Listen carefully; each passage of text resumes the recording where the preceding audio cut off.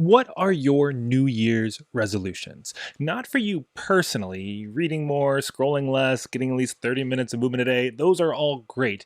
But what resolutions do you have for your digital ministry? Don't tell me that I'm the only one who makes New Year's resolutions for digital ministry. No, I have five, and I am eager to share them with you, both because they might be something you want to borrow, and also to have a bit of accountability. If you make a plan but don't tell anybody, no one knows whether you stick with it, right? So here they are, my five New Year's resolutions for digital ministry. Number one, focus on community more than content. It's easy to be lulled into the mindset that digital ministry is all about online content. And don't get me wrong, the online content is essential and can be a whole lot of fun to make. But if it only exists for itself to be tapped and swiped, then it's missing the point. Yes, the content we make can teach people something, inspire people to do something, remind people that they are not the only ones who see the world a certain way, but the content is the starting line, not the finish line. The content should open doors to community, not just be an endless feedback loop of itself.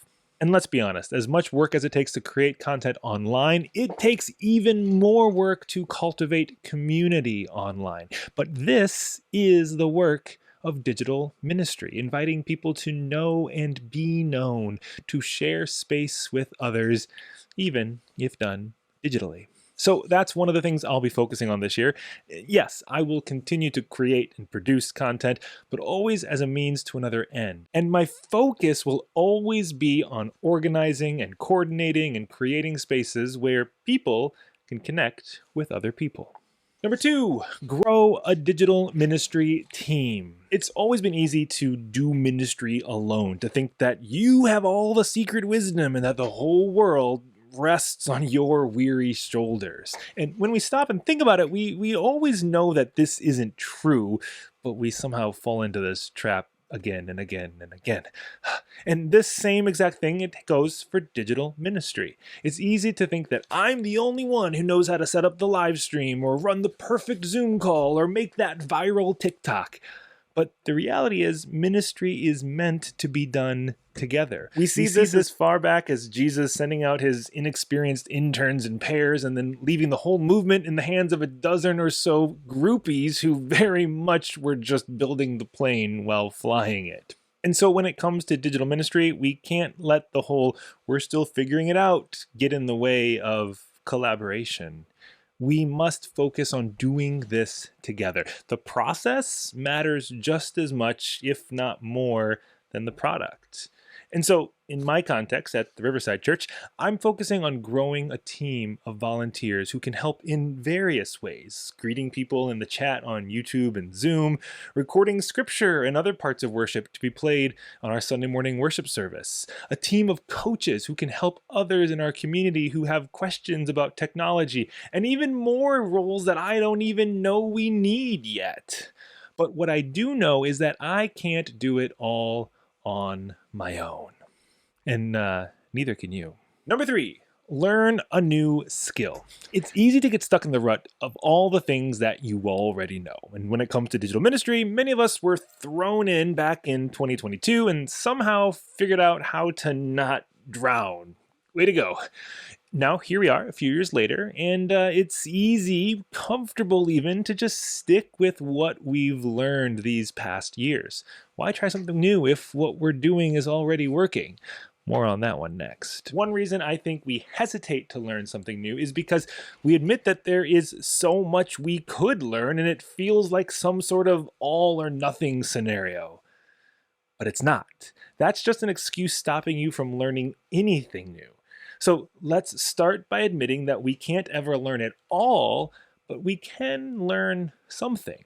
Pick one area that interests you: graphic design, video editing, sound, lighting, all those advanced settings in Zoom, and learn one new skill. Chances are this one new skill will quickly multiply or at least become applicable to other areas of your digital ministry as well. Number four, try something new. Like I just mentioned in the last point, it can be easy to avoid trying new things, especially if the things we're currently doing seem to be working just fine. And I'm not saying to stop doing what works, but innovation only happens when you give yourself permission to try something regardless of whether or not it will work. Because the goal isn't for it to work, but to learn from it, regardless of how it goes. Again, this is true for all of life and ministry, but it's especially true in digital ministry. So this year, try something new in your digital ministry, whether it's a big new project or a small shift of what you're already doing. Don't just rinse and repeat the years behind us, but try something new for this new year. In my digital ministry work at Riverside, we've decided to end one big project, a seasonal devotional podcast we've been doing for the past 5 years, and we're about to launch a new project, a daily short-form video project that will teach people about the Bible, inspire them to open it and read it for themselves, and model a progressive lens of biblical interpretation. Be sure to follow the Riverside Church on YouTube and TikTok and Instagram so you can see it when it's out. Oh, and did you catch that? Not only are we starting something new, but we stopped something old because we all have the same 1,440 minutes in a day. We are all zero-sum economies. Your time and your attention are two of your most valuable resources. So yes, try something new, but don't burn yourself out along the way. Number 5, meet new friends. Last but certainly not least, I want to meet new digital ministry friends. I continually say that none of us are doing this work alone, and this year I want to be even more intentional about connecting with other people who are splashing around in these digital ministry waters. Remember that whole community, more important than content thing I started with? Here it is again. So I want to learn from what you're doing, and I hope that you might be able to learn something from me. This means learning from both what works and what doesn't work. Because when we share what we're learning, especially from the things that didn't quite go as planned, well, that's when we all learn what potholes to avoid and how to navigate the inevitable speed bumps that we'll face along the way. Why make each of us run into the same wall individually when one of us could just say, hey, there's a wall there. Let's dig a tunnel or go around it, or, all the ways we can not just keep bashing into it. So that's my list. And I decided to ask the internet through that old-fashioned platform called Twitter. Does anyone still use Twitter? I asked people what they would put on their digital ministry New Year's resolutions list. And here's what some of you had to say. Faithfulness doesn't always translate to clicks, likes, and retweets. Thinking theologically is different from thinking algorithmically. Sabbath, baby, less content, more quality care, centering down the purpose of digital ministry from ego-driven data. Not to be an inflated, egotistical digital presence, sharing voice with those who get less platform for a practice in the new year. Last but most importantly, that digital ministry is vital to the church flourishing. It isn't about numbers, y'all. It's about people seeing one another and coming together for their faith. Buildings and digital spaces can and must coexist, and most importantly, honor that the body of every human is the sanctuary of which we communicate with. We are trying to be human and love one another well. Digital ministry is another connective piece to the body. For me, boundaries are an important one given the shifting landscape. Where am I posting? To which audience? And why?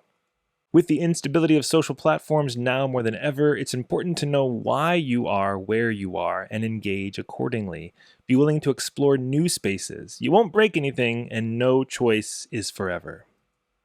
Number 1, use data, not tradition, to determine what you live stream. Number 2, view the internet as a narrowcast medium, not broadcast. Number 3, provide more short-form midweek online content. Number 4, find the top 50 faith questions in your community and answer those. Number 5, use social media as a telephone, not a megaphone. Number 6, use keyword searches to title every message and message series. Number 7, use online tools to reach people within driving distance of your building, not to start an online campus. Number 8, focus more on creating highly personal content over highly produced content. Number 9, repurpose your archived content on purpose. And number 10, use online platforms to answer questions people are actually asking instead of answering questions no one is asking. That last list of 10, by the way, was from Dave Adamson. He wrote this book. It's called Meta Church. Has nothing to do with Facebook's Meta. He named it before their announcement, but I'm pretty sure his list of 10 is just the outline of his book, which is a good book. You should all read it. Okay, what about you? What else would you add? What are your digital ministry New Year's resolutions? Leave a comment to this video or shoot me an email right there. And I'd love to stay in touch, talk about digital ministry, hear what you're hoping and dreaming and planning and scheming for the upcoming year. And I'll talk with you again on the next one. Bye.